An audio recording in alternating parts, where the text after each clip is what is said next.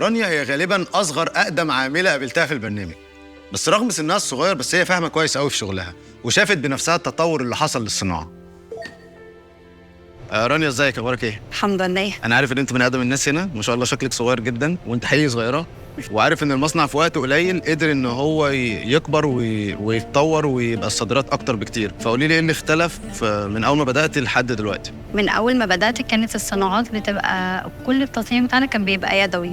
دلوقتي بقى عندنا احدث خطوط انتاج، بس احنا بنحط لها الشغل وكل التغليف بيحصل، يعني مش بنشتغل اي حاجه بايدينا. طب ايه اكتر منتج بيبقى الشغل في المصنع يعني مطلوب اكتر وهو اللي بنصدره اكتر؟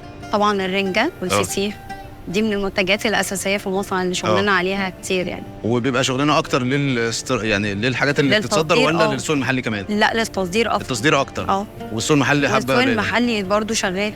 طيب والسوق المحلي برضو الاثنين هم اكتر منتجات ولا الفسيخ اكتر شويه ولا؟ لا، كل الانتاج بالكامل، برطمانات سولفود، كل المنتجات بتاعتنا بتتسحب في السوق المحلي، بس اكتر حاجه في التصدير فهي الرنجه والفسيخ. طيب لو عايزه ترشحي للناس منتج واحد بس اللي هو في السوق المحلي تقولي لهم يعني جربوه على ضمانتك، يبقى ايه؟ رنجه وفسيخ، خلينا اتنين.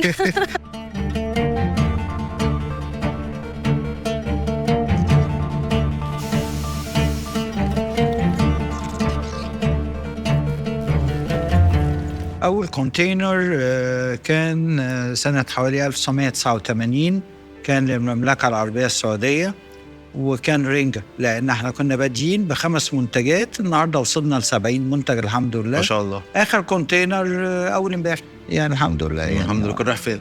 كان رايح الإمارات العربية. أوكي. وبرضه رنجة ولا بقى المنتجات مختلفة؟ لا تشكيلة بقى، برطمانات وبتاع حاجات كده. طيب احنا بنصدر لكام دولة وإيه أهم الدول اللي احنا بنصدر لها؟ احنا بنصدر لجميع دول الخليج، بنصدر لأمريكا، بنصدر لكندا، بنصدر لدولتين 3 في أفريقيا، أستراليا. هي دي الدول اللي احنا بنصدر. طب ماشي، برضه في حاجة كده، هو ازاي حضرتك قدرت تخلي أمريكا تستورد مننا فسيخ؟ ببساطة شديدة مليانة مصريين. يعني في ولايات معينة يعني تقريبا كلها مصريين. حاجة كمان كنت عايز أقول لحضرتك عليها، اللي هي الدور المجتمعي حضرتك بتعمله والمدرسة. كان واجب عليا ان احنا ادعم فكر التصنيع السمكي عشان اعمل قيمة مضافة. فالطلبة اللي هم خاصين بالاستزراع السمكي والتكنولوجيا الأغذية والصناعات الغذائية، كل دول هم هدف ليا. فبالتالي ابتديت ألف على الجامعات المصرية عشان أقوم بدوري ناحية تدريس التصنيع، تكنولوجيا التصنيع السمكي. وأخيراً في جامعة برج العرب التكنولوجية دي اللي افتتحها السيد رئيس من أسبوعين، كان لي شرف إن أنا أهديهم وحدة يونت للتصنيع السمكي عشان يبقى معمل حقيقي لأننا نصنع. الفكرة ابتدت في مطعم في قبرص واتطورت واتنفذت في مدينة برج العرب، وكان طبيعي تنجح لأن المصريين ملحوا السمك من آلاف السنين. والنهاردة منتجاتنا المصرية ومنتجات تانية مشهورة عالميا بتتصنع في مصنع سمر مود اللي بيصدر فسيخ ورنجة لدول كتير شرق وغرب، وبتوري العالم تميز منتجاتنا اللي مكتوب عليها أحلى جملة: صنع في مصر.